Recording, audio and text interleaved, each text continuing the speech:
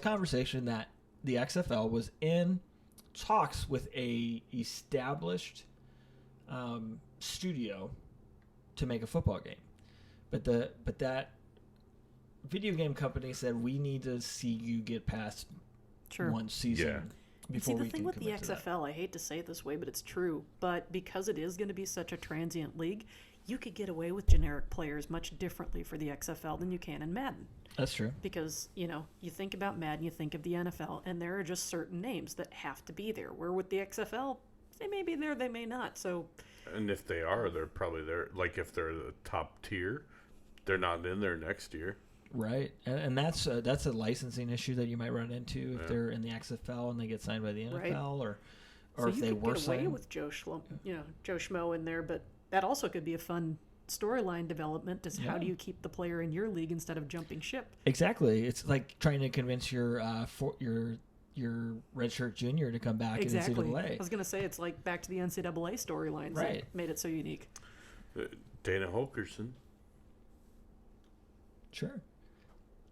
Well, sorry, that was a segue there. I was like, okay, so Dana Holkerson, who's the head coach at Houston, right? Is he? Yeah. Okay. He convinced to Eric King to redshirt. Oh, right. Oh, that's right. Yeah. And now Derek King is in Miami? Is that right? Transfer portal to Miami, yeah. So it's life. My point was lost there. It would be... It's kind of the same idea. Like I was talking about, like convincing and stuff like that. There are a lot of logistics that would have to be figured out to make an XFL game, unless you made strictly a 1v1 XFL game where all you did was you were able to do a play now game. But if you were going to do like a franchise mode or some type of online mode, that might require, like we said, we don't know what they're going to do for future drafts. We don't know what's happening with a lot of these players. There's a lot that would have to get worked out for a game that we'd want to play. Right. Because, an XFL game is cool, but if it's a play now XFL game, I don't care. Because I want to play a franchise mode. Right. That's the way I play. So it would be really interesting to see if they did anything. Now, the rumor was that it was 2K that they were having these conversations with. Well, that makes sense. They're the other biggest studio, right? Right. When it comes to sports games, I guess there's Sony with MLB The Show. I can't. But that's just that's just their own little baby. Sure. That kind of thing. But maybe if they wanted to branch out, it's a really good baby. So. But it brings up another thing. 2K was going to make an XFL game. Well, 2K is now back in the NFL game business, which actually I think shed a light for a lot of people on what the actual exclusivity deal was with EA. So the exclusivity deal with EA was specifically for simulation brand football, which means anybody else could have made a non-simulation football game utilizing the NFL trademarks. Like NFL Blitz. Right. Something like that could have been a thing. Right, but then is it even a gameplay thing? Because if you look back, I saw this, somebody else posted this. Interestingly enough, the last 2K game, it was the All-Pro 2K, is not described as a simulation experience. It's described as an authentic football experience. So the question semantics for you. Yeah, right? Yeah. So the question becomes, what is technically a simulation game? What is technically not? What constitutes that? So what can they make? So here's the question: Can you make head coach? Can you make a head coach game because that utilizes all of the stuff? And if it's a game where you don't even play the games, you just manage them. Didn't they try that? Well, no, EA had. I was going to say it was EA. NFL wasn't head Bill coach. Cowher on the cover? On the second one. Bill Cowher was on the first one. Tony Dungy was on the second one. Second one, that's right. First one was better than the second one. But let's say the product does not have any actual on-field football playing, but it's all team management, and you're the GM of a team, and you have to hire your coach, and you have to hire your staff, and you have to negotiate contracts There's a lot of people that would love some product like that. I would play it. I played the original NFL head coach. Loved it because Yeah. I don't. Now, that's what you do. Yeah. You did have to go out and call plays and then watch them execute the plays. I don't know that this could do that. But would that technically be simulation? Because you're simulating. See, I'm not sure it would be because you're not controlling the individual player choice. Right. So then you have to ask yourself, what does that mean to the people who are holding the licenses? What does that mean to the NFL? What will it mean to the lawyers and the judges in court if ultimately it goes to a lawsuit? Yeah, You know. and I think they're gonna try to play it safe. And there's a lot of speculation. Here's my own personal thoughts on what 2K's probably gonna do. Yeah. They're gonna have something that's gonna go into that online mutt Well, they type thing. They said online. Yeah, So, my team style. exactly. But I could see them doing a my player type model for online pickup games. Yep. And that would be a kind of a cool thing if they did like a 7-on-7 online pickup games. It'd be interesting to see how that would look. I think it would be cool with like the 11-on-11, so people would have to be the offensive What? linemen. You would have to have something. That'd be freaking awesome. You'd have to have some type of pass mechanic thing. Yeah. But like if it lets you get players that are from the NFL, if it lets you get logos from the NFL, but it's not technically an NFL season, then is it no longer simulation? But if it plays like actual football, is it considered simulation? Wasn't there like a little league version of that? There was a backyard league That's game. yeah. Yeah, That needs was, to come back. That was a cute game. And I think they did that with the players, but not the teams. Yeah, they just had like the same color uniforms or Yeah. something. But I think they did it without the team logo. I can't remember because that feels like forever ago now. But I just remember you had like the little kid face versions of. Right. But, think about NBA 2K running around the neighborhood. And you've got your player that you're controlling, and you're buying stuff with VC for your player and developing them with VC. Right. And you're getting you're getting NFL gear that you would wear out on the flag football field, essentially, if that's how it's going to be played. Yeah. So you're wearing a Chiefs shirt. So now your NFL license comes into play at that point. But it's technically not simulation NFL football because No it's a concussions pickup in game. flag football. Now, I don't think it would work, very well, because who's going to go out and make a tight end? Who's going to go out and make a offensive lineman?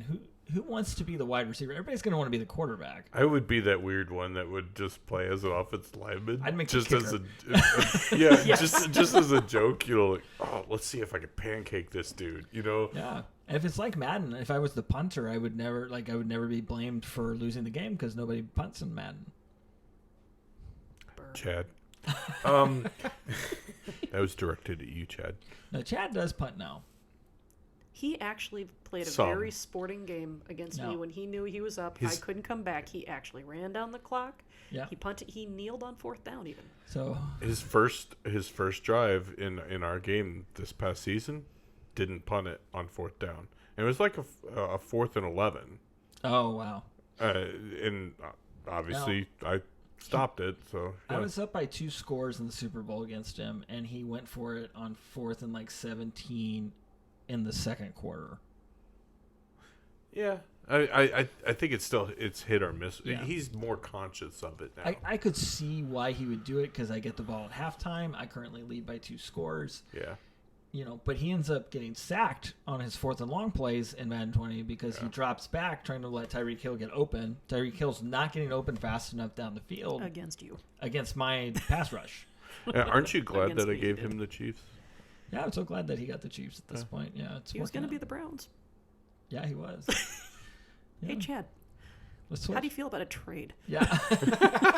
Well, he's got negative salary cap, so he might be down. Oh, Yeah. let me think about that. Yeah. Because my salary cap's actually quite healthier right now. Well, yeah, his is not.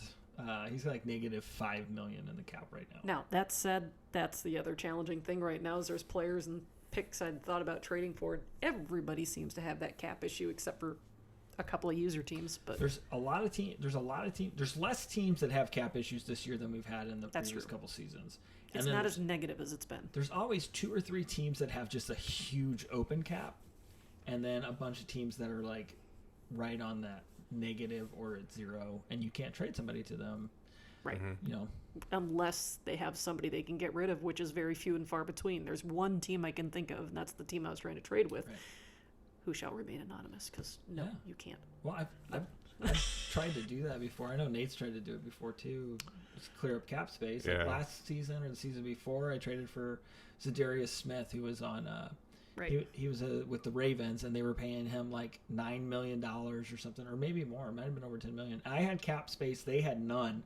Yeah. So I took that player for picks and somebody else that wouldn't be hard. Well, then somebody else comes along and trades a bunch of players to them, and then they lose all that cap space I just gave them, and they got like 3 safeties out of the deal. It was like, okay, well that didn't work. You know, so yeah, it's difficult when you have other players in the league. You can't really control it that well. Yeah, it's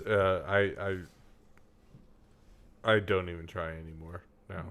You know, but I used to, like, for competitive balance, as I would call it or whatnot. But I don't try it as much anymore.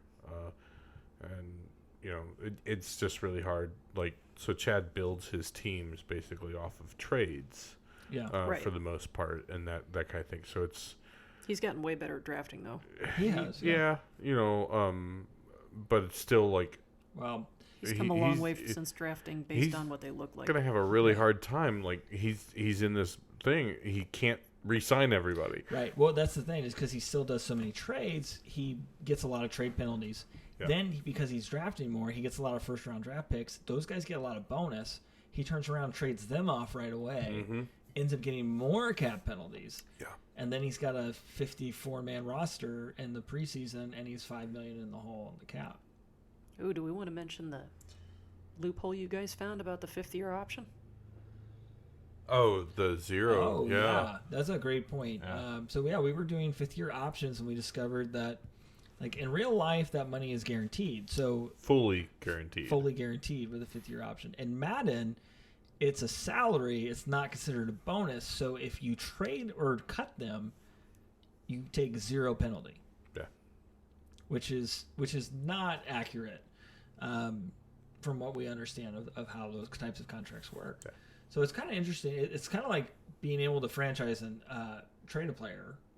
It's kind of the way that mechanic's working. It's almost looking at like Only a the franchise, you're taking half the hit Right. of it, whereas you have a 5th-year option, and it's Right. yeah. Yeah. So yeah, so I've got a 5th-year option tight end who's making $8 million this year, and I can trade him away. And What do you drop all want? the cap. What do you want for him? That's a good question. You're like the only team that needs a tight end in the league that can afford him. I don't know. I have $700K right now as my cap space. Really? Yeah. Who did you get? You haven't seen his offensive line, have you? I did the other day. Did you rework that entire offensive line since we last spoke? So I've kept 10 hours. I've kept a center for you if you need them. okay. But that So the entire rest of the offensive line's been reworked. well. So all right, I'm just gonna explain this here for everybody, I guess, to listen to, including Ryan Tannehill. So I had Davis at right guard last year that was a superstar, right?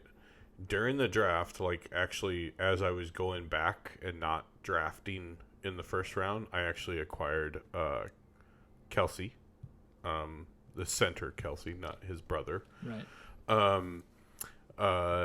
And because the Eagles signed another superstar, Rodney Hudson, center. And I was like, okay, well, I need a center because I was going to get rid of the Wisconsin guy, Betas. I think that's how you pronounce it. Something like that. I was like, I already know that I'm getting rid of this guy. I might as well get a superstar, and Kelsey's probably going to retire next year. He's only on my cap for 1 year, $6 million. Cool, right? I'm sitting there looking, and I'm like, I know that I'm doing something different at right tackle. I drafted a guy at left guard, that kind of thing. I got some moving pieces there, and I was like, well, Johnson fits my system. So I went out and I got Johnson from the Eagles at Lane right Johnson? tackle, Lane Johnson, Okay. who's a superstar, that kind of thing. But I gave up a superstar to do it. Like I gave up a higher rated, equal rated player and then some, that kind of thing. So, but I was going to get rid of that player anyhow. So it was almost like an even swap type thing. Got it. And now I have a right tackle because I'm sitting here and I'm trying to find a way to, even though I do the double team and all that kind of stuff and people still get through, well, now I have some superstars to hopefully kind of fill in some gaps there. Yeah, that makes sense. But yeah, so now I have 4 starters that are superstar on my offensive line. Dang. It's like all 4 superstars in the league. But I mean, it's just I looked around and I mean, but 2 of them are like in their 30, 30s. 33, 34. They have 1 or 2 more seasons tops. Yeah. So and I know that, but that's also going to allow me next season because they're on the last year of their contracts. Oh yeah. So next season, well, I'm not going to be able to re-sign them anyhow. It's just kind of like a let's see if this works type thing. Yeah. 10 hours. And that's the reason why I couldn't give you the answer as to whether or not I would trade you the center because I was like, can I do this? Can I do? And the answer is I still do have some offensive line guys that I can trade you. We can continue to have ongoing negotiations there. Yeah. Yeah, I have a really good offensive line, but 3 or 4 of them are expiring contracts this season, and I just don't know that I can afford them all at this point. But it's really difficult to get a good development offensive lineman. And then I some days I wonder if it even matters. But Right. Well, that tweet you shared where that guy did the research and it didn't make a difference. Right. This is kind of my experiment of what happens if I have 4 superstar offensive linemen against somebody like Chad or something like that. or against me, where I've got Yeah. an X factor and a Yeah. superstar on either side of the Yeah. line rushing in. And one of them's a 99 overall X factor in K'Lavon Chason, who I've developed up to that from a 74 Right. overall when I drafted him. And then KJ Henry, who's another draft pick, who's up at like a 90 to 91 overall. And he's you a picked superstar. one pick before You could get him. Yeah, I was going to pick him the next pick. Yeah. Because I'm thinking that superstar pass rushers are going to be more valuable, that it's not going to matter as much who's on your offensive line as it does who's on your defensive line. Yeah, I agree. I'm not sure there's much offensive line you can control about, and this is obviously coming from the person with Myles Garrett, that, or depending on whose linebacker core you have, or the fact that Jake and Chad seem to have an amazing ability to take anyone at linebacker with their schemes and develop them up. Well, I mean, Well, they're blitzing like okay, crazy, so too. Not to call Jake out on this, and then not to call Jake out on this, but and Chad even said it when he played me. Jake runs the pinch blitz. Yes. Like the last time I played Jake, he ran the pinch blitz exclusively for the entire first half.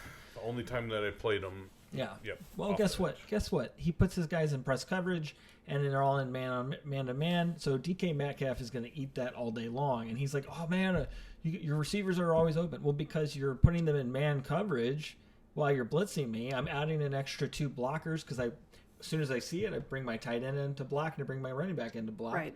I've still got 3 receivers out there. Somebody's going to get open. Yeah. In man coverage.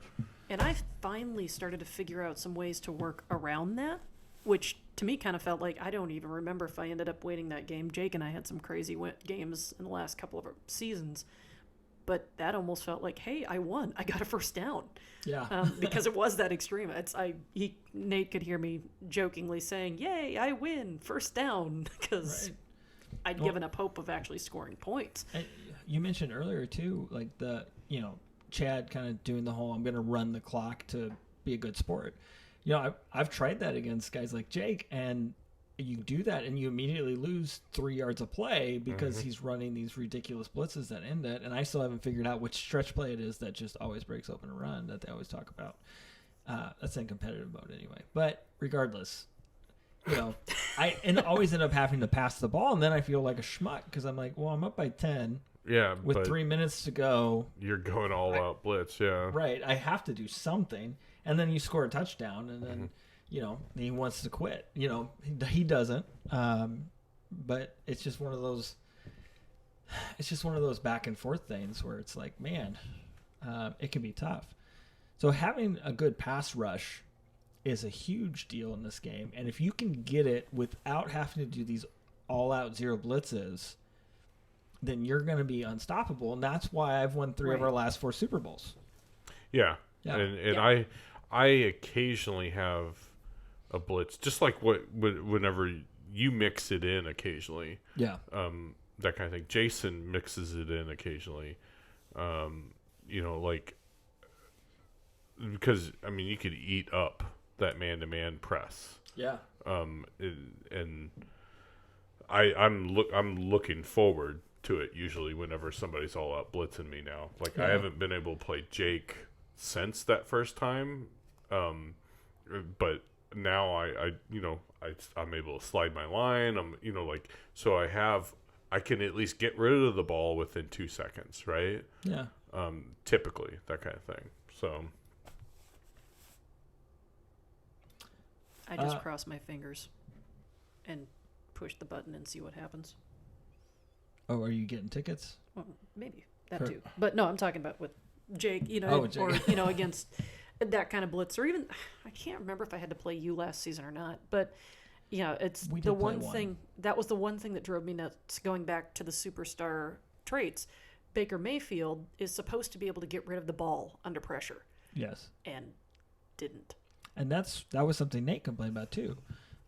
When my guys came in on a pass rush on him, and his X factor quarterback can't throw an accurate pass. They go inaccurate, And his superstar ability is supposed to be that he can throw accurately outside the pocket. Yeah, And same thing for mine. And it's like, well, there's no point to that because it's not happening. And 9 out of 10 times, if I didn't get rid of it, Baker would fumble it. Right. Oh, yeah, that would be a big issue. So, against that blitz, it was like, well, okay. Yeah. Well, I figured out how to counter Jake's blitz. Chad was a little bit better when he ran his blitzes that prevented me from doing some of the same things. The game against Nate is always difficult. Our last game was a 10-7. Yeah, but the one before that, man, you creamed me, I think. Well, yeah. To be fair, you gave up in the third quarter.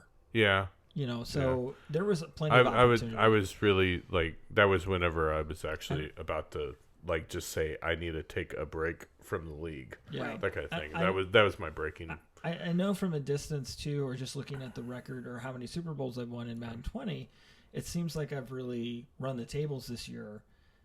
But I have never felt like it's been easy. I have not felt that any of the games I've played have ever been like a sure thing in the bag blowout games. I have always felt like I got a good bounce here, I got a good bounce there, executed this well. Yeah. But every game has felt challenging to try to do it, to try to make it happen.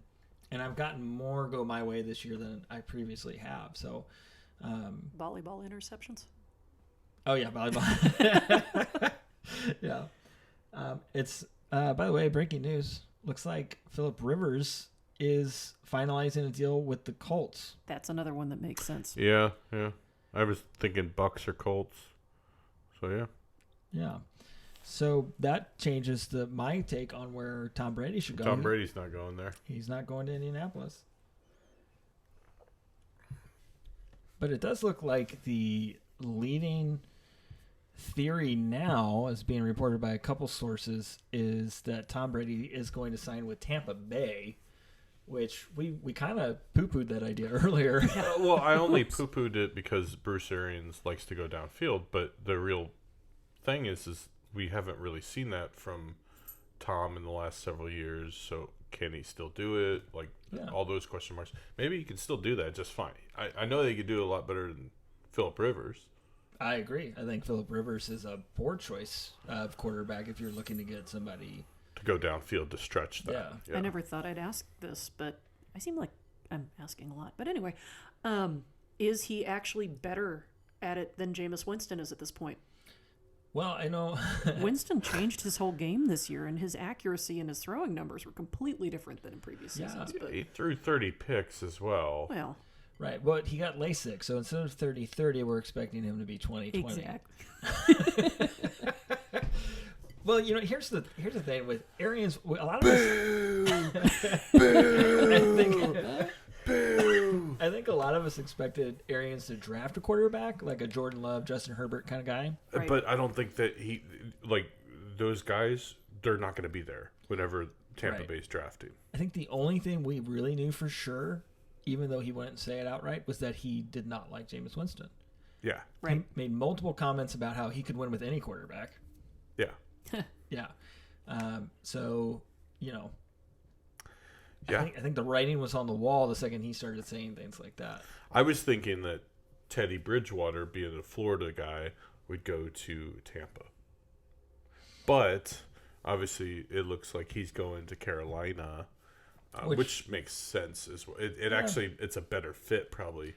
I just hope they can rebuild fast enough for him there.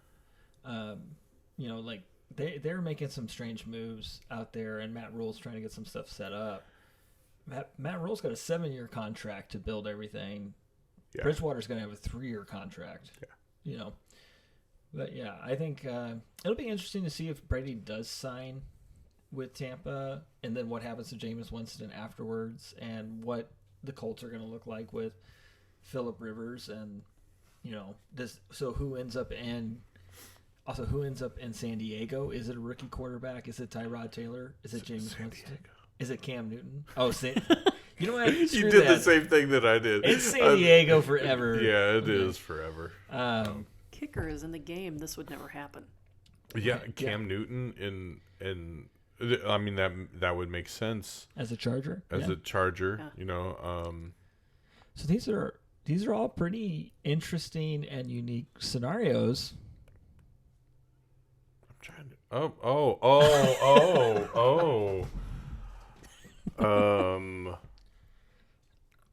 Did you say that REO word? Scenario? Not an S word. Yeah. Anyhow. These are interesting. And also DeAndre Hopkins, the trade for that, and then Stefan Diggs in the trade for that. How do those scenarios? Yeah. They don't play out in the current game. And, right. You always see those YouTubers or those screenshots, on social media and everything people nope, don't work. Right. Yeah. That trade don't work. David Johnson a second and a fourth next year for DeAndre Hopkins and a fourth this year, which is a terrible trade, but I'm okay with that because the Cardinals benefited from it. Anyhow, Well, imagine this, if you will. So a scenario engine, new thing for Madden this year. I think it was a good base level. It was a good somewhat foundational. To start. Right. We have to see if they can build on it or not. But imagine scenario engine. So it's off season, and Sarita, you go and you look. It's week 1 of free agent signing. And what if a scenario is, hey, Sarita, the Texans have reached out about moving DeAndre Hopkins. This is, right. This is what they're interested in. What do you want to do? And maybe it gives you an option to say, give them what they want, or counter the trade. Yeah. Or tell them to go smoke a pipe. This is no, I don't want D-Hop. Why would I want D-Hop? I can't imagine needing. He's only 27. Right. Can't imagine wanting one of the best wide receivers in the game that also isn't having a mental breakdown. Right. And having that concurrently. I mean, the game currently, the computer can't propose a trade. And the other part of it is the AI also sticks to its original rosters. We're going into the 2025 season right now, and every franchise quarterback that hasn't retired is still with their original team unless one of us traded them away. So I think they do go free agency more but than not trades. in trade. But there are trades. I have seen the computer trade players here and there, but it's nothing like DeAndre Hopkins. Yeah. And I've never been offered a trade, but I very rarely put anybody on the trade block because it doesn't matter if I have them on the trade block, then I'm not going to get offered a trade. Right. You know, typically. Or you're going to get like, oh, I'll give you a 5th round pick next year for it's it. It's a crap trade offer. So to that extent, you talking about the simulation engine, in some ways, if I didn't know it was there, I wouldn't know it was there because I don't see a whole lot of difference from previous modes in terms of what are the options being made as far as trades and acquisitions, both what you're able to do as a user, but also AI to AI. And, you know, it always is kind of funny to me to look and see, you know, we're at the end, obviously, of 2024 season. Right. And that's not the actual year, but how far off the Madden developers anticipated who would retire and who would leave compared to what the reality has turned out to be so far. Yeah. I'd love to see those options being built in. So like you said, maybe this is just a stepping stone. If this is in there and now we can start to program into it, I don't know. Yeah. Well, you mentioned retiring players. That should be a scenario. Yeah. If you think about it, like, okay, my coach can spend XP to influence players to not retire. And that's it. Right. But there's no active way to try to influence them to not retire. You could do that in NBA 2K. I was just going to ask My that. GM. Yep. Right. And you can offer them packages to get them to stay. And you've been able to do that for multiple years, by the way. Yep. This isn't new stuff. This isn't groundbreaking stuff. This has been going on for years in other games. They have scenarios already in there. Right. So imagine now instead Tom Brady says, hey, look, I want to retire because the game always has him retire. You know, or Drew Brees was the guy we were saying always retires really quick, right? So Drew Brees is like, look, I'm looking at retiring. It's because they're just such a fan of Taysom Hill. Right. I'm not going there. So give me a dice roll and give me a better... Future at 30. Right.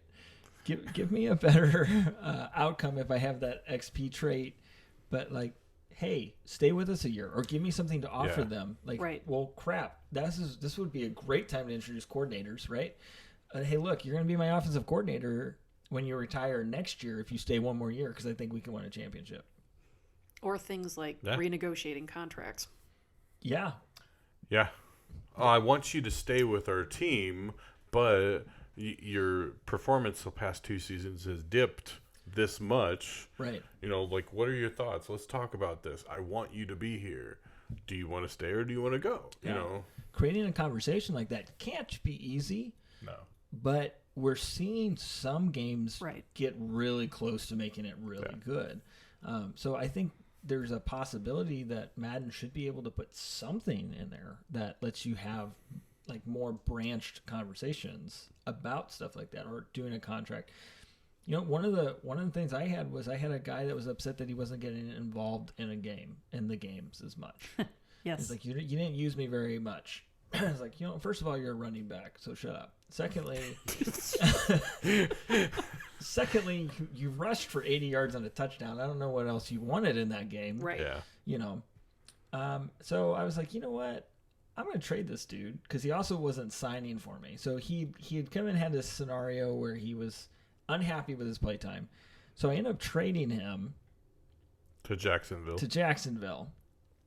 And at the end of that week, I get an update that he lost 30 morale for not being utilized in the game that I played that week. I was like, well, I couldn't utilize him. He doesn't play for me anymore. Yeah. You know, and that's when I moved on from Johnson to Hubbard, and Hubbard became my premier back. But, like, okay, good intention, but executed so poorly right there. Or like where we were running into the end of season decision, you're already locked for the playoffs. Are you going to rest or use your players? Yeah. And I intentionally rested Odell Beckham Jr., did not use him for a single snap, and got told I used him too much. It's like, wait, what? So instead of getting a larger bonus for stamina, he got a minor increase for morale. Yeah. It's like, or the 5th-year option. Well, you're barely playing him. What are you talking about? He's my starting left tackle. Right. He literally played every snap of the season. But you know what? Goes to show something we've known for a while. Madden doesn't keep track of things very well. No. And it hasn't for a little while now. Like, and they don't know how to quantify some of this stuff. It's why they don't do very well with offensive line development, because they don't know how to quantify and track offensive line statistics. I think it's more of the tracking it than it is the quantifying part. Because you look at the things that everybody would look at with offensive linemen. And it used to be pancakes back on a different engine. Right. That kind of thing. It used to be pancakes, but that was flawed too. Right. And then think of how many years they had that issue with the kicker stats not tracking. Right. You know, like just little things like that where they can't track stats properly. They can't tell if this guy was your starter or not. That creates a negative impact around what you're trying to build. Right. Okay, here's this really cool feature and scenario engine where if I rest my guy, then he's supposed to get plus morale. If I play, or he's supposed to get plus endurance. If I play him, he gets plus morale. So it's a trade-off, but it can't track which one you did. Right. Yeah. And that is a failure to execute.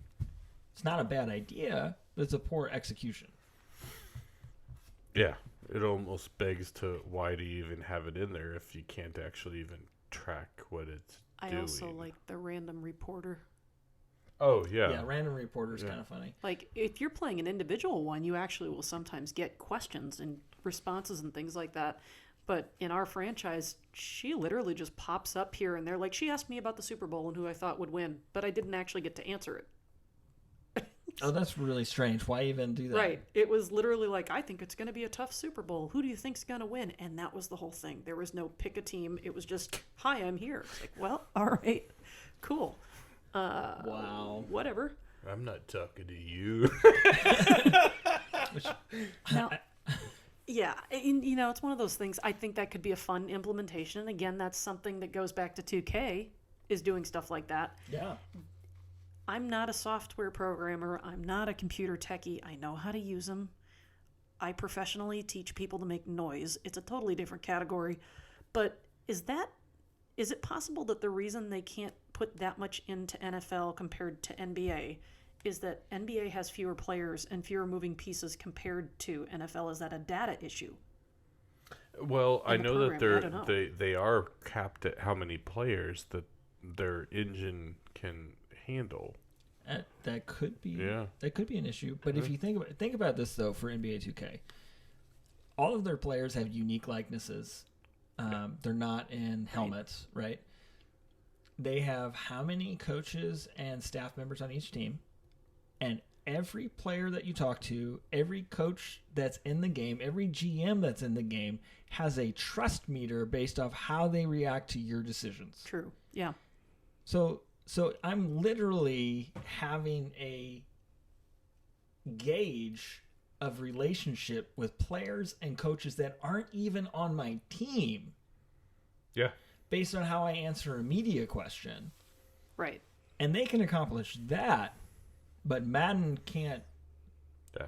Madden can't even get the reporter to ask you the question that she's asking you, right? They could do that with your 400 to 500 players, and then all the coaches and all that kind of stuff. So let's say 600 tops, Sure. right? Whereas that's, 7, 8 teams, in the NFL, that kind of thing. Yeah. So I understand that, I guess, from that standpoint, but how it doesn't track, like there's no system, there's no organization, Sure. I guess, for that. And I wonder if that's a Frostbite issue, or if they're struggling more because of Frostbite, because Frostbite was a shooter engine. Yeah. And then they had to try to figure that out. But I don't know. It raises a lot of questions. And I think, it's something else that it impacts are things like story modes. Right. And like you mentioned, the reporter that does the silent, that pops up in your franchise mode, is the same reporter that you run into during QB1 when you play the QB1 mode, which I know, Sarita, you played it a little bit. I played an entire season with it. Right. And I said this in our episode where we talked about the demo of the game. I thought Scenario Engine would play a bigger part in QB1 because of it, because of the nature of the game.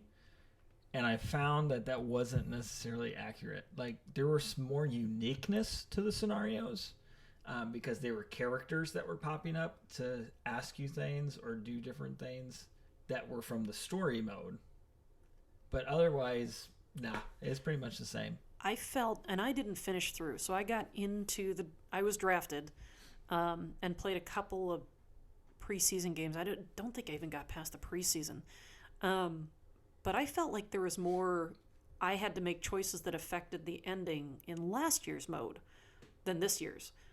But it was interesting, you and I were talking, I think we both got drafted by the Broncos. Yeah. And our oddly New York cab driver was commenting about the fact that the coach had drafted us even though they had just taken a young quarterback the year before. So there was an awareness of real life scenario there. Right. But it just kind of felt like it was just going through the motions and, okay, did I win the game? Okay, that's it. Moving on. Yeah, that was pretty much it. Yeah, so. And they put a lot of spotlight on your teammate in the story. Right. So, like, something that I think is really important in games like these, if you're trying to create that buy-in or that element, is those storylines. And they've shown some elements of being able to do it, or at least understanding that it's valuable.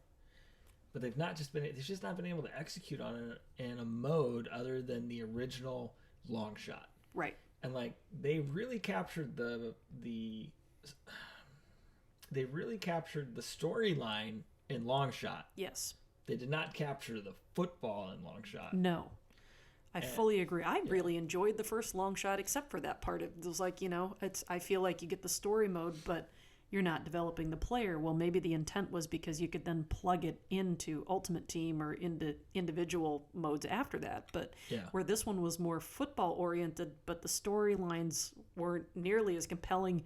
About the biggest decision you made was them poking fun at the combine interview process, right? Which was pretty funny. Yeah, the combine stuff was good. That was funny. But yeah, it's. So with QB1 and Scenario Engine, we see that they want to do storylines. They see that it's important. They want to be able to inspire a conversation around the game or a thought process around the game you're playing the same way us having this conversation about where Tom Brady's going to land would inspire. That's what they want. They're just not executing it. Which is disappointing because that doesn't feel like that should be that groundbreaking or difficult, but it's like you mentioned before with Frostbite, they were moving from a shooter engine to making it a gaming engine. Is it just that you've got these people who have been making nothing but a football game for so long, and obviously that's in quotation marks, that the idea of expanding it to a different world is still something they're just working through. How do you do that? Sure. If I spent my entire time writing poetry, I'd probably have a hard time writing a novel. Yeah, that's a really good point. And there's plenty of studios under EA's umbrella that switched to Frostbite that are having similar issues. Companies like BioWare have had some issues switching to Frostbite. But then look at like FIFA. FIFA switches to Frostbite. Go play manager mode in FIFA, and I have to answer. I get a press conference after every game, and the way I answer the questions impacts individual players and overall team morale every time. Huh, I did not know that. Yeah, it's really impressive. They did a really good job with that. Some of the questions are a little bit repetitive, but if you play 40 games in a season, that's going to happen. But it's a very well done thing. And again, this is under EA's umbrella. It's in the Frostbite engine. Call them, email them, fax them, something, and find out how do you do that? How does that work for you? Right. Because you're both using Frostbite at that point. Why not? That was the whole point of it. Now, we say that we're seeing, Scenario Engine has kind of got its foot in the door now. This is a foundational step. We want to see what they do with it in 2021. The only reason we're recording this podcast right now is because we were told not to work because of the coronavirus, right? Mm-hmm. And that's fine. We're taking that seriously. And so are some of these companies that are now sending people home to work from home. I know a lot of the game developers have been doing this. And I think this is a fair question. I saw this, somebody was asking this on Twitter the other day. should we temper our expectations about what they're able to do with the game in Madden 21 based off of this kind of huge impact the coronavirus has had on the United States and the world. Yeah, on the world as well. But in this case, the way it's impacted the United States is impacting how these companies are developing these games here. So is that something that we should consider? I don't know. And I don't know how much of what they do is stuff that I can work from home office and still get the same results versus I need the resources in the workplace and the collaboration of my team members directly on hand. I don't think it's unfair to say we probably should temper expectations on a whole lot of things going forward right now. But the flip side is it also could be looked at as, well, you've got a lot more individual one-on-one work time with fewer distractions potentially. You would hope. Think, maybe it works the other way, but I don't know. That's a good. I mean, we know that only 2 guys actually make the ratings, so they can go. Do they really make them? They determine them. They're gonna have a heck of a time trying to do it this way. So maybe they can quarantine themselves together. Right. Maybe the guru can. Maybe the guru can, also had scotch. Get a Winnebago and they can find a place that he can park them because that's what he does. No. Cars. He won't drive that whip. Oh dear God. Okay, so said we weren't going to do this, but maybe it has an adverse effect where these guys have to spend. I can't do anything, so I'm going to spend more time watching tape. I'm going to spend more time going through code. Right. And I'm not going to be going to the Migos concert that EA is throwing. Right? Right. But I don't know. And the other part of it, too, is, much like, we mentioned it, I think, kind of before, with the actual NFL draft, they're having to create this class of rookies and new players with less information than what they typically have had as far as extra numbers from pro days and things like that. So is this new draft class for 21 going to be accurate? Dylan spit hot fire. Sorry, I just had to bring in Dave Chappelle here. That's a good point. No, that was wow. Well, does that mean that? Does that mean? Wow. Wow. Does that mean that? Do you think then that what we're going to see for ratings for these rookies? And I hate to say it, it's going to be based more on these 2 guys and the team. There is a team. We keep saying it's just the 2 of them. There is a team that has some input of the ratings adjusters. It's going to be more on their eye test than it is going to be on some of the empirical data and measurements that they can get. And I don't trust their eyes. And I'm being honest. It's not negative. I'm trying to be as positive as I can here. I do not trust their eyes with some of the players that I have seen in real life. Because I have more exposure to that than they do. Something you and I do pretty openly is we acknowledge our bias, and they do not. They do not acknowledge their bias, and they, and you've said this a number of times, you should want to be proud of the product that you put out. Yeah. They overstate the quality of what they do. Yeah. For good or bad, that's just the way it is. And it's going to be that way. Right. But we know that they don't get enough time scouting all of these individual players to make the best decision for each player that gets scouted.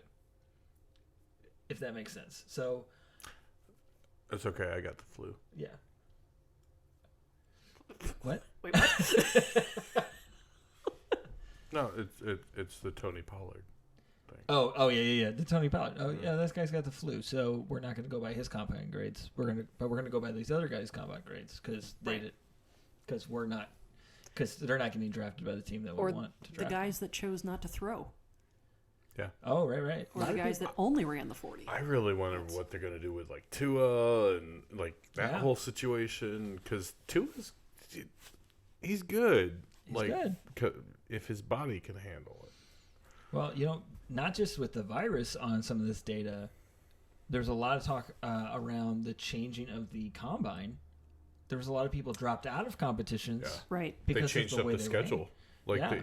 the NFL changed this up completely, and like, how can you go straight from an interview into your workout, like with no time to stretch basically or anything like that? Like it was pretty ridiculous. Or the quarterbacks. I forgot.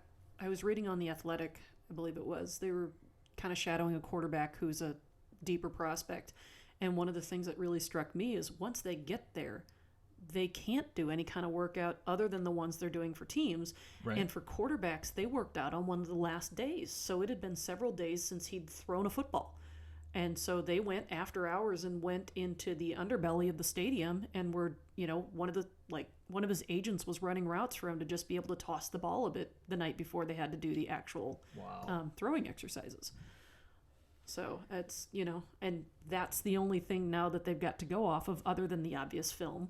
Yeah. But they can't see footage or takes from anybody's individual pro day with the scripted passing schedule or things like that. Or there were guys that at the combine, legitimately tweaked something, and maybe laid out the rest of those with, okay, I'll do it at pro day. Or guys that, as always, opt out because I'm going to do it at pro day. Right. And so, now we're not going to get to see that pro day. That's going to be, Yeah. It's going to have a huge impact. Yeah. I mean, it's hard enough for a GM. How does a developer do it? Right. So I can definitely see where this could have a negative impact. How this, that stuff isn't necessarily, corona related, but how the coronavirus could have a negative impact on the development cycle. But something else that's happening is we get new game systems later this year. Mm-hmm. So PS5 and whatever the Xbox One is called, I don't know. I forgot what their latest. It looks like an Airport Express or Airport Extreme.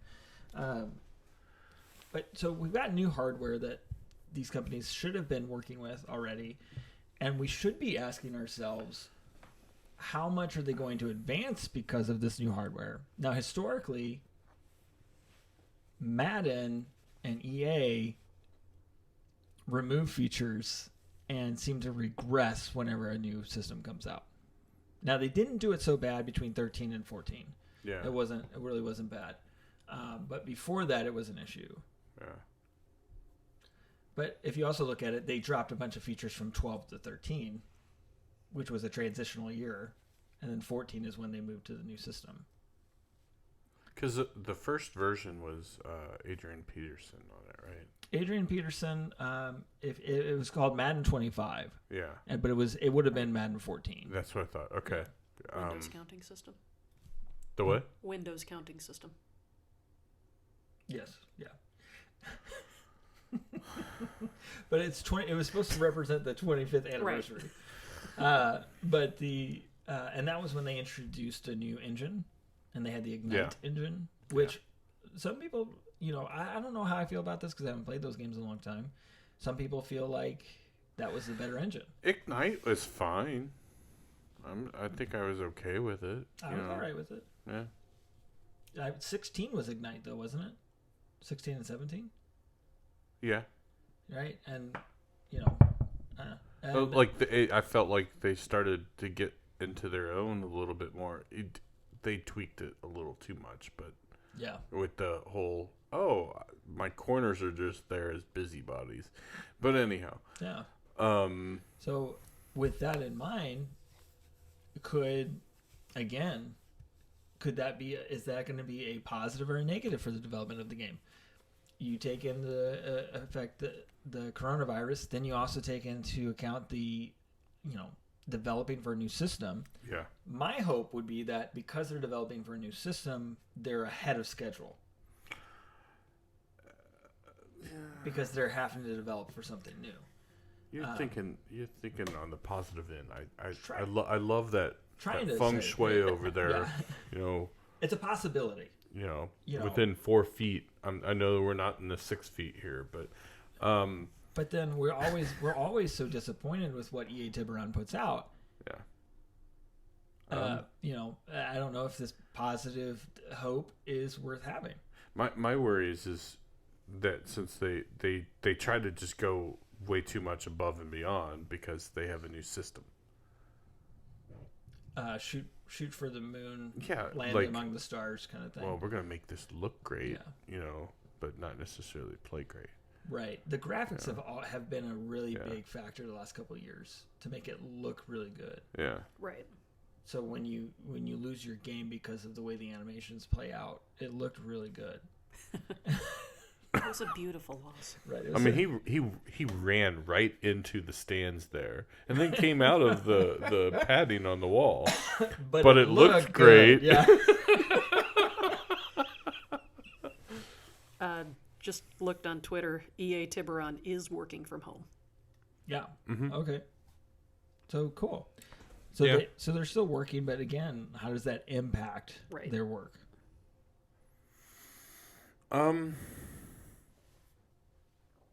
I know that we're not gonna so E3.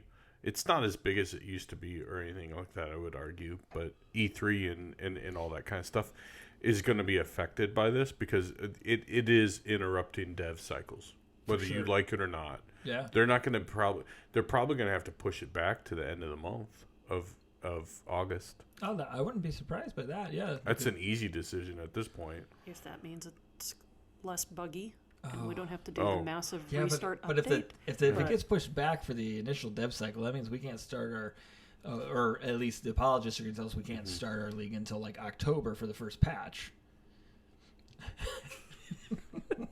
I'm not saying anything, but I'm looking straight at Tim and kind of smiling. And, it is not our fault for starting a league with a game that is out for consumption.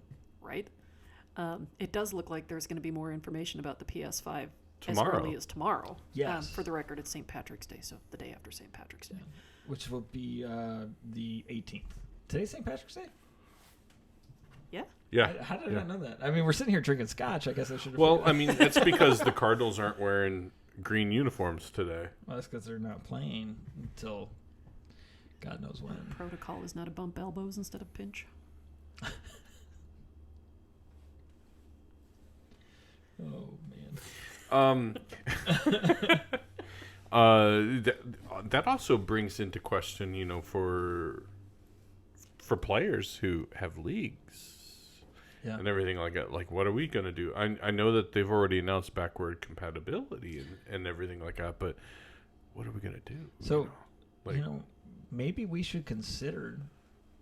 Well, we've got to talk about whether everybody in the league's going to get PS5s or not. Yeah.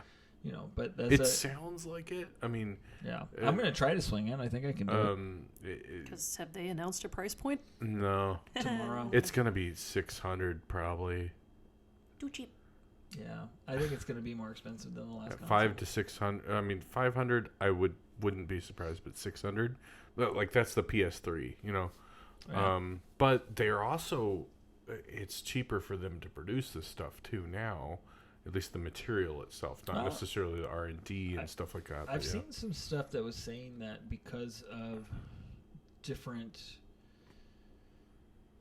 I forget exactly what it was, but that the materials used in the PS5 are actually more expensive than the PS4 were. Where's the PS5 going to be manufactured? That's another great question. So that going to be Japan? Or is it China? Or China? Whoa. And when do you start production on something releasing in the holidays? So this could be very difficult to get our hands on. Yeah. Because you have to have at least three months of complete ramp up of production beforehand. If not 4. Oof. Yeah. It's rough. I guess we'll find out tomorrow. TBT. We'll find out something tomorrow. We'll have to wait and see.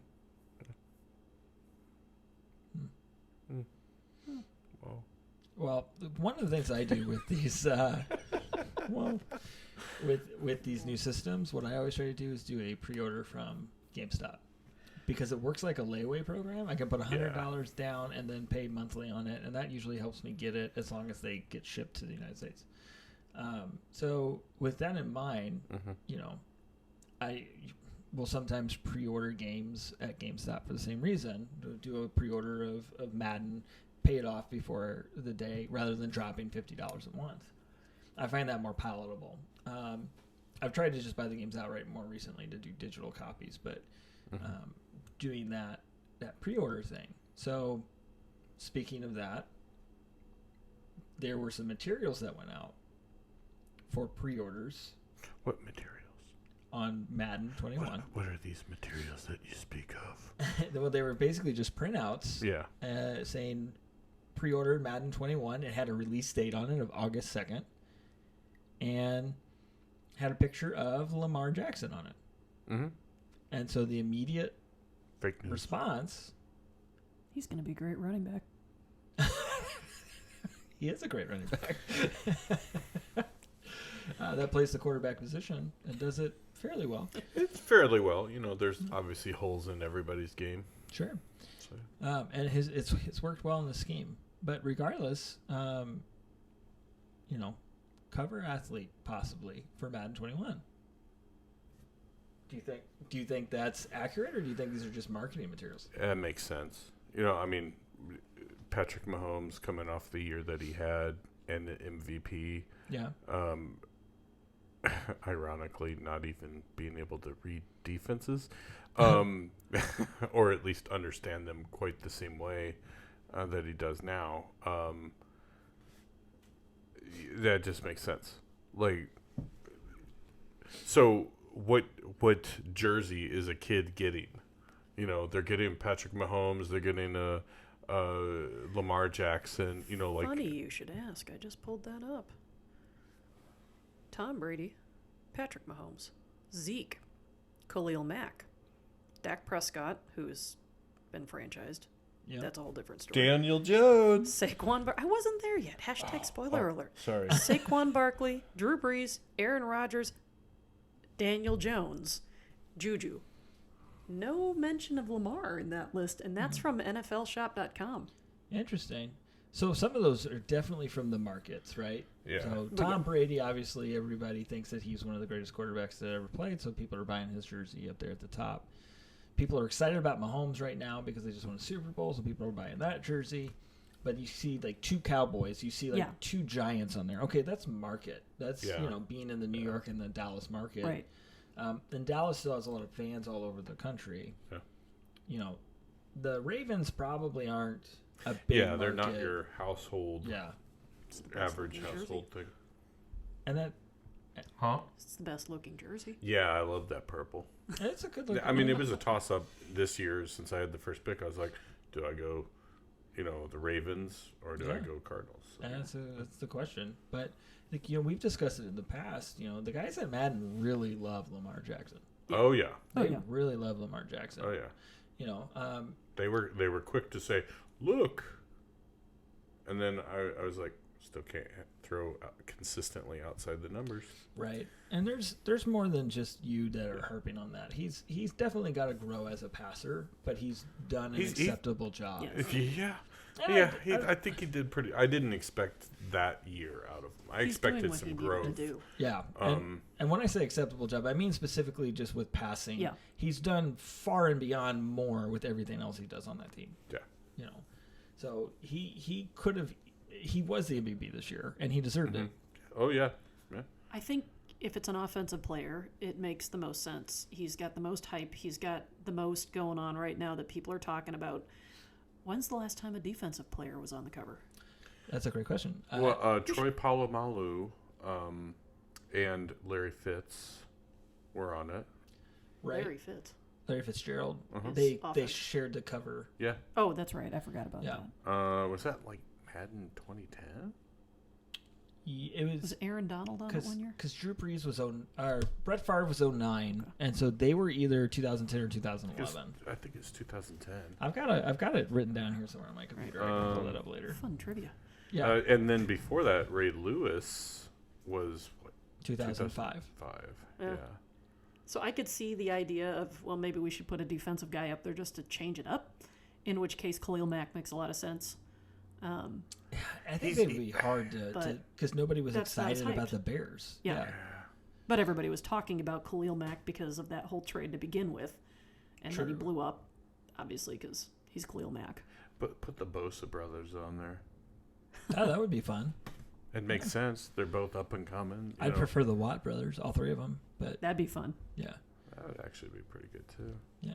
I like the commercial with all three of them in the back seat of the car. That's not your favorite. Favorites can change, Derek. Yeah. Even J.J. Watt hasn't been on the cover. Really? J.J. Watt should be on the cover. Man. He should be. Yeah. Gosh, I could make a case for Derrick Henry after the run he had in this last season. But the developers do not like Derrick Henry. Yeah. Oh, yeah.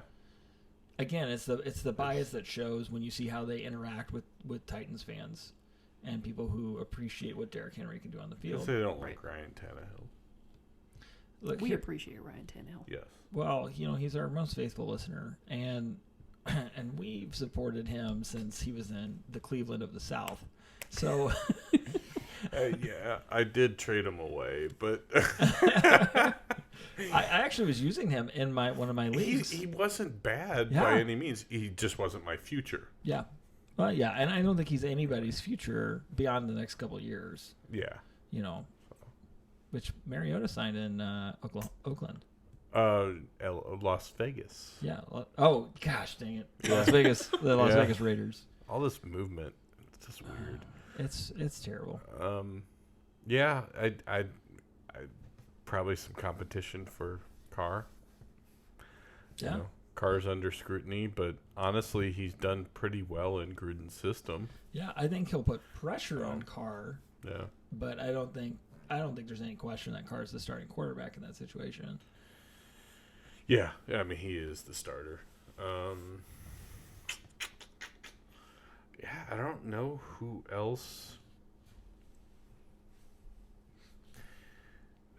There's not really a defensive player that just.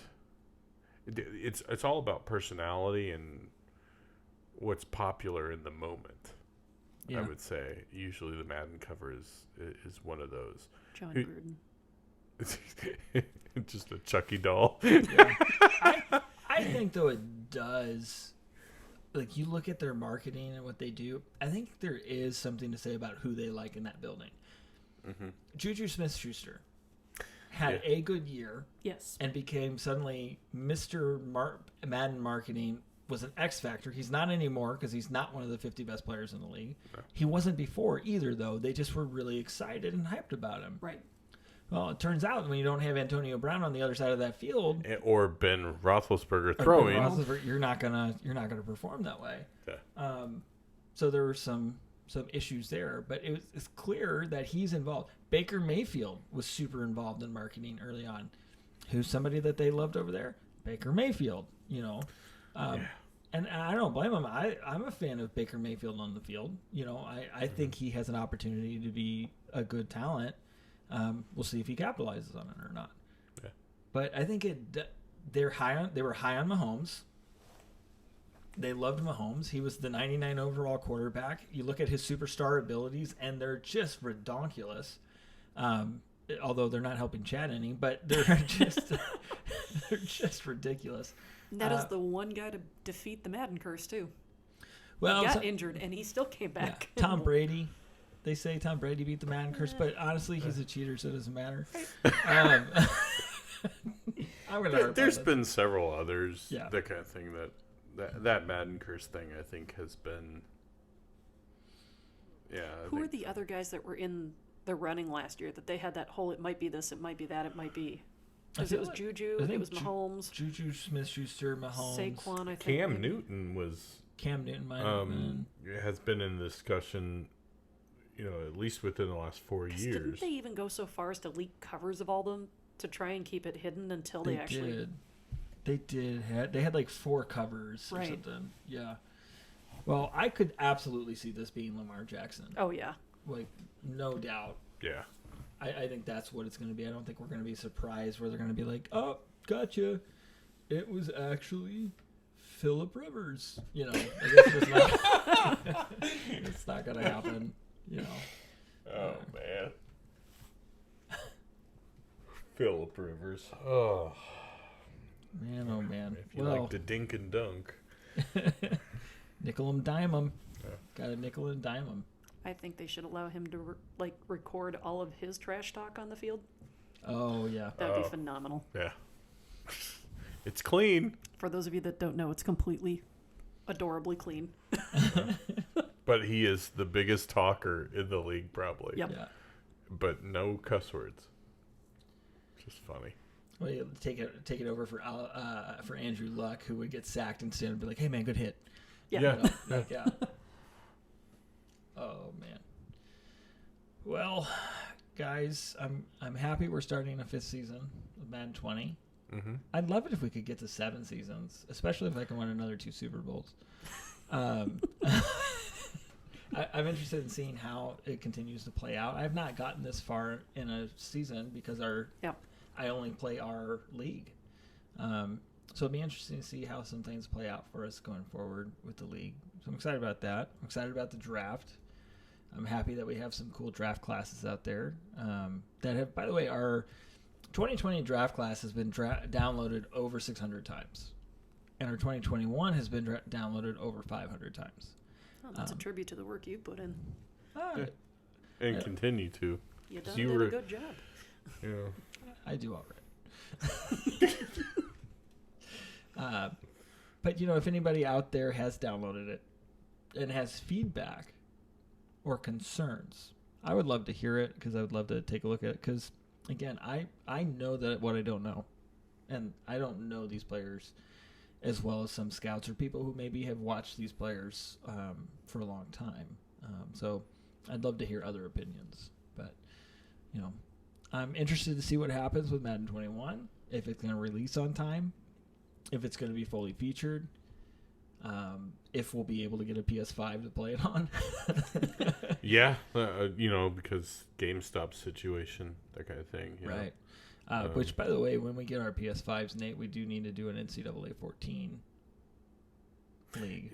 Yeah, if those servers are up, yeah. Well, they better keep those servers up.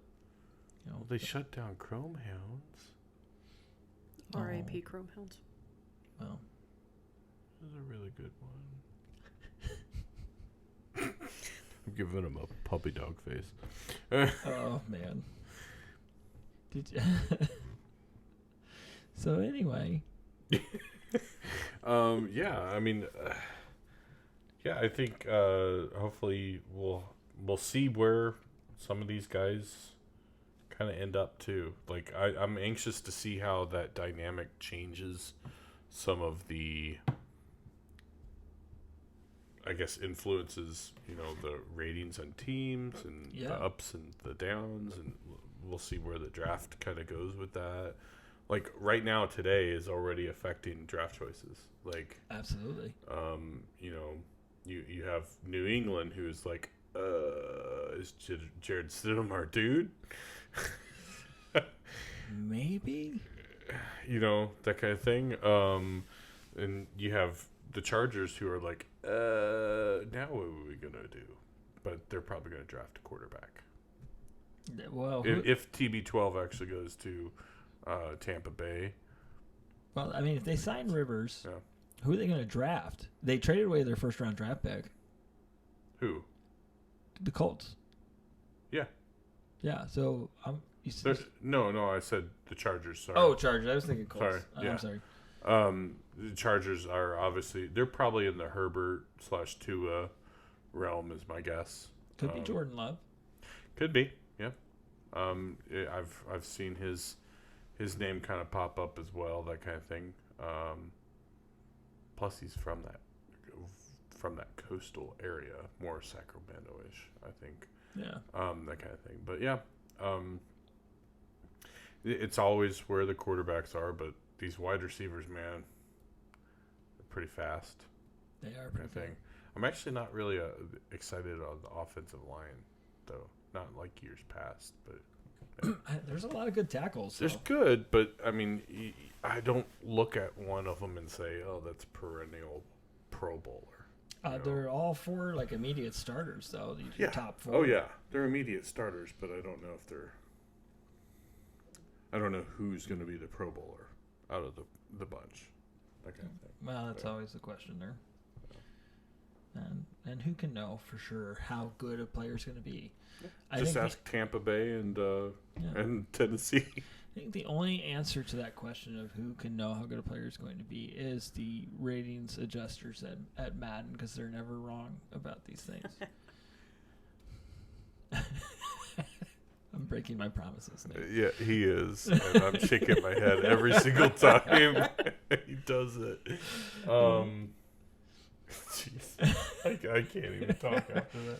Well, we should probably call it a day. This has been a long episode, probably going to be 2 episodes here actually broken down. Sarita, is a pleasure to have you part of this show. Maybe we can get you back in on the next one too, if you're available for the draft special. I certainly have free time for a while. Yeah. We well, let's hope it doesn't go till that April time, but if needs be, if that is needed, then that's the healthy thing. But we'll see. Jason did our last draft special. He might be fun to get back. But we've not had Jake on the show yet, and that's something we need to do. You need to do it at Jake's house. With the kids running around. With the kids. Sneaking into the office. What are you doing in here? Dad, like there's a Pokemon. Hold on, I gotta do. His kids are adorable, by the way. Oh, that's fantastic. But yeah. Anyhow, thank you for hanging out with us again, listening and everything. I know that it has been quite some time, but as we all know, life happens. I think we've done a pretty good job of kind of trying to sum up what we think of Madden 20, even though we've really only talked about it like this is the 3rd time. I think there's a lot of discussion going on in the community, and we're trying to provide a little bit of ours, but I made sure that I kept kept Tim at bay this time. He actually wanted to. He's like, man, I was really negative last time. Well, yeah, I felt like I got that stuff off my chest and it was time to move on. Yeah. But yeah, so hopefully we're not rehashing too much, and hopefully you guys are all staying safe, as we will try to do so as well. And TB12 clock is on, and as always, Sarita, what does Chad need to do? Chad, I think you need to go play your game. Yeah. Play your game, Chad.